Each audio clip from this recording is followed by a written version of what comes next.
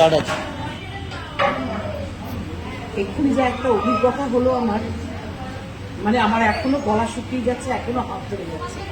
আমি গেছিলাম অভয়ের বাড়িতে সোদপুরে, সেখানে 25-30 জনের মতো ভিড় ছিল, বেশি ভিড় ছিল না। অভয়ের মা ছিলেন, বাবা ছিলেন, আরও অনেক লোকজন ছিল, আর কিছু পুলিশ ছিল, অনেক পুলিশ ছিল। তো আমি সেখানে গিয়ে দাঁড়াতেই আমার না এখনো বুক ধরপড় করছে। আমি সেখানে গিয়ে দাঁড়াতেই সবাই একটু দেখছে আমাকে, হচ্ছে আমি অভয়ের মায়ের দিয়ে পিঠে হাত দিতে, ভদ্রমহিলা আমার দিকে তাকিয়ে একদম আমার বুকের ওপর পড়ে হাওয়া করে কান্না দেখে। তো স্বাভাবিক আমারও বিভৎস একটা কষ্ট হলো। আমি চুপ করে ওনাকে ধরে দাঁড়িয়ে রইলাম। দাঁড়িয়ে থেকে আমি কিছুক্ষণ পরে বললাম যে আমি আপনাদের সবাইকে বলছি আমি কিছু কথা বলতে চাই, সেই জন্যই আমি এখানে এসেছি। তো সবাই বলছে বলুন বলুন। এবার আমি যে ছেলেটিকে সঙ্গে নিয়ে গেছিলাম, একজন বড়, মানে 40 ঊর্ধ্ব ছিল, তাকে আমি বললাম যে তুমি ওই ভিডিওটা করো। তখন সে ভিডিওটা করতে গেছে। এবার কয়েকজন বললো যে ভিডিও করা এখানে নিয়ম নেই। তখন আমি বললাম না, আমি ভিডিওটাই করতে চাইছি, কেননা এই কথাগুলো আমি সবাইকে পৌঁছতে চাইছি। তখন বাকি সকলে বললো যে হ্যাঁ হ্যাঁ হ্যাঁ, আপনার অন্যান্য ভিডিওগুলো দেখেছি, আপনি এটা করুন, আমরা সবাই এটা চারিদিকে বলব। তো বলার পরে তখন এদিকে যখন করা হচ্ছে, আমার ছেলেটিও করছে, আর আরও অনেকে ভিডিও করছে আমি সবাইকে বললাম যে আমি আজকে এতদিন আসতে সাহস পাইনি, ওনার মুখের দিকে আমি তাকাতে পারবো না, তাই আমি আজকে এসেছি।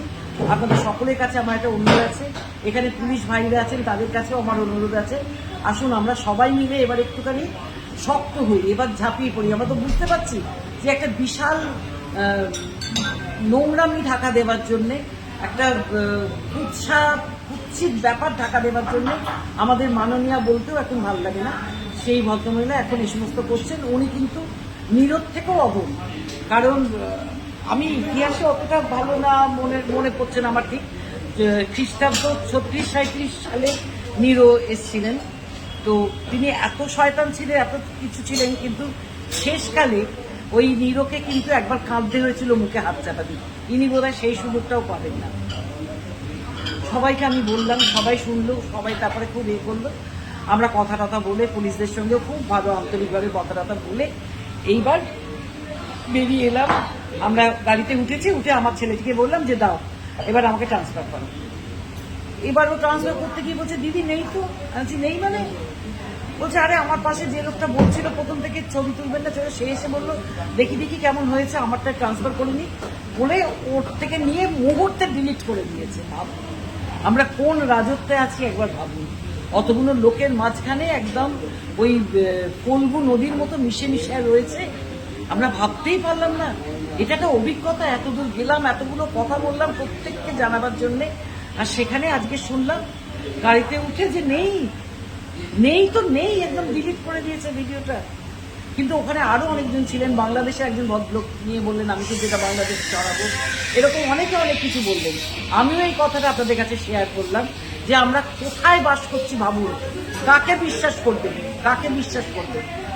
এরকম ভাবে যদি এরা ছড়িয়ে থাকে চারিদিকে, আপনারা কাকে বিশ্বাস করবেন? আমরা সত্যি মৃত্যুর মুখে দাঁড়িয়ে আছি।